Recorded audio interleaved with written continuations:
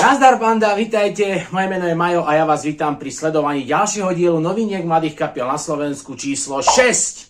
Poďme na to.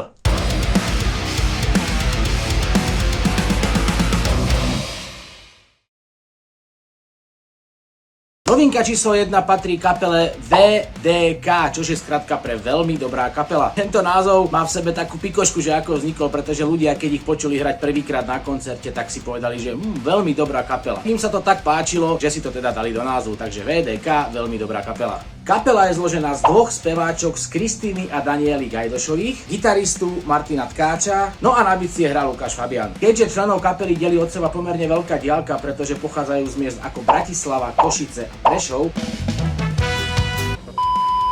takto medzi nimi veľmi dobre funguje a predsa len máme dobu internetu, tak tá vzdialenosť sa určite skrátila. Kapela aktuálne prichádza na scénu s novým singlom, ktorý nesie názov Na poličke a je takou malou predzvesťou toho, čo môžeme v najbližšej dobe od kapely čakať. Klip k spomínanej novinke Na poličke si vzalo na plecia štúdio Cube Art Pictures a nahrával sa v prešovskej kaviarni Christiana. Tento single, ako sme si už párkrát povedali s názvom Na poličke, je už teraz dostupný na všetkých streamovacích platformách, takže utekajte podporiť kapelu VDK, veľmi dobrá kapela, a vypočujte si tento nový single. Čoskoro by mala kapela vydať svoj prvý debutový album, ktorého zatiaľ pracovný názov je Každý, kto vie. Takže kto vie, možno tento názov zostane aj ako finálny. Držíme každopádne kapele palce a vy si choďte vypočuť ich nový single s názvom Na poličke. No a my poďme teraz na novinku číslo 2. Novinka číslo 2 k nám prišla z obce Brodské, čo je okres Skalica, kde indie kapela Ozveny vydáva svoje debutové EPčko s názvom Ozveny Slobody. Toto EPčko má 4 skladby. V popredí stojí speváčka a textárka Lucia Babalová, na gitaru hrá Martin Okrouhlý, na basgitare hrá Dalibor Babala, ktorý má zároveň na svedomí aj celkovú kompozíciu a finálny zvuk kapely. No a partičku uzatvára bubeník Ivan Javorný, ktorého môžeme všetci poznať zo zabehnutej kapely Sanchez Amsterdam. O výsledný mix a master albumu sa postaral Milan Málik zo skalického štúdia M2. No a aktuálne kapela pripravuje svoj prvý videoklip, ktorý by mal byť uzatvorením toho tvorivého cyklu, kde sa kapela snaží dať emócie, ako to EPčko celé vznikalo. Taktiež sa kapela chystá na sériu koncertov vo svojom regióne tam okolí Skalice, kde budú hrať nielen teda novinky z EPčka, ktoré práve vyšlo s názvom Ozveny Slobody, ale aj úplne nové zatiaľ nezverejnené skladby z ďalšieho EPčka, ktoré chcú začať nahrávať teraz na jeseň. Toto ich debutové EP Ozveny Slobody nájdete od 1. septembra na všetkých streamovacích platformách. No a teraz poďme na novinku číslo 3. Novinka číslo 3 patrí našej kapele Volium. Ako ste si možno mohli všimnúť, tak my a naša kapela sme pomerne dosť takí kreatívni a akční, pretože stále musíme vydávať niečo nové. No a pred pár dňami sme vydali single s názvom Ty a ja. Tento single vznikol tak trošku neplánovane, nečakane, pretože sme neplánovali teraz na jeseň nič vydať, ale Mišo Koštialík, náš gitarista z kapely a môj parťák na Volium Production mi posielal video, ako hral na klavíri a poslal mi takú melódiu, že páči sa, nechceme to, ja hovorím, daj to hneď sem. No a vlastne začali sme si pinkať nápady, až sme zistili, že vlastne tá pieseň je už takmer celá hotová. Len tak poďme to otextovať, naspievať a ten single vydať. Tak ako hudba, tak aj text vznikal úplne spontánne, že som sa proste nechal viesť tou hudbou a nakoniec vznikla z toho takáto balada. Single sme samozrejme nahrávali a produkovali tu u nás v Volium Production a aktuálne je to náš najsledovanejší single na YouTube kanáli Volium Slovakia, takže ďakujeme vám za to veľmi pekne. No a aktuálne my s Volium pracujeme zase na nejakej novej hudbe, ktorú by sme chceli nahrať teraz cez zimu alebo teda začiatkom roka, aby sme na jar k vám prišli zase s nejakým novým singlom. Takže díky za podporu a poďme ďalej.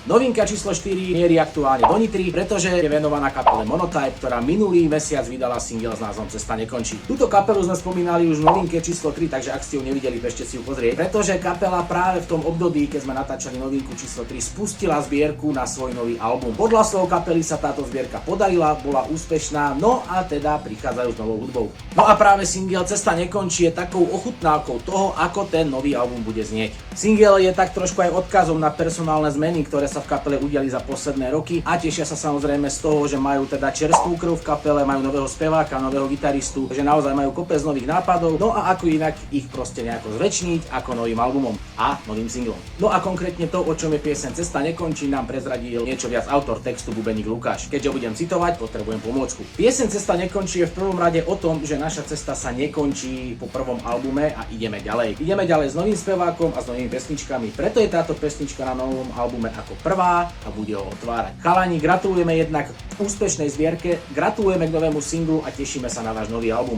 Držte sa! No a máme tu novinku číslo 5 a tá patrí kapele Vitty Joe. Kapela pochádza z Čadce a v júni 2024 sa na nejaký čas zavreli do štúdia, konkrétne do Soundhook Recording. No a v tomto štúdiu kapela začala nahrávať prvú polovicu svojho nového albumu, zatiaľ sa im podarilo stihnúť 5 skladieb, no a nový album bude niesť názov Vyhorený. Album by mal obsahovať 10 nových autorských piesní plus jeden bonus a kapela by ho chcela vydať takto o rok začiatkom jesene. Keďže posledný klip, ktorý kapela vydala, vyšiel ešte minulý rok v novembri, tak sa rozhodli, že práve z týchto nových vecí, ktoré už sú nahraté, vyberú jednu a natočia na ňu videoklip. No a keďže kvôli nahrávaniu toho času bolo málo, tak celkovo tie prípravy na ten videoklip nedostali taký priestor, tak sa kapela rozhodla spraviť jednoduchý krok, aby to nebolo zase iba nejaké lyric video alebo proste AI video, tak spravili videoklip do štúdia.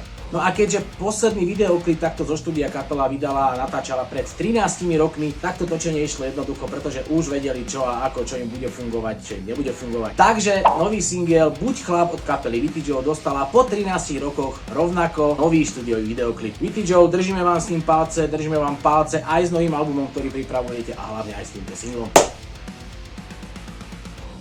Dobre banda, takže 5 noviniek je za nami, my vám ďakujeme, že ste sa pozerali, rovnako vás chcem poprosiť, ak vás takéto videá zaujímajú, tak nám dajte like, palec odber, zvonček pustite, všetko, pustite doma svetlo, odostrite závesy, proste nech je tam všetko, áno. Vás to nič nestojí a nás to naozaj skutočne podporí, pretože máme z toho radosť a tým pádom máme motiváciu točiť ďalšie videá. No a ak vaša kapela vydáva nejakú novinku, má niečo nové, tak nám o tom dajte vedieť na e-mail, ktorý nájdete dole v popise alebo pod mojimi prstami. Tí z vás, ktorí majú naozaj radi takéto videá a chcete vidieť brepty, ktoré sa dejú pri natáčaní, také making of, tak určite skočte na naše Hero, kde toho materiálu nájdete naozaj veľa, pretože mne sa huba síce nezastaví, ale o to viac mám breptov.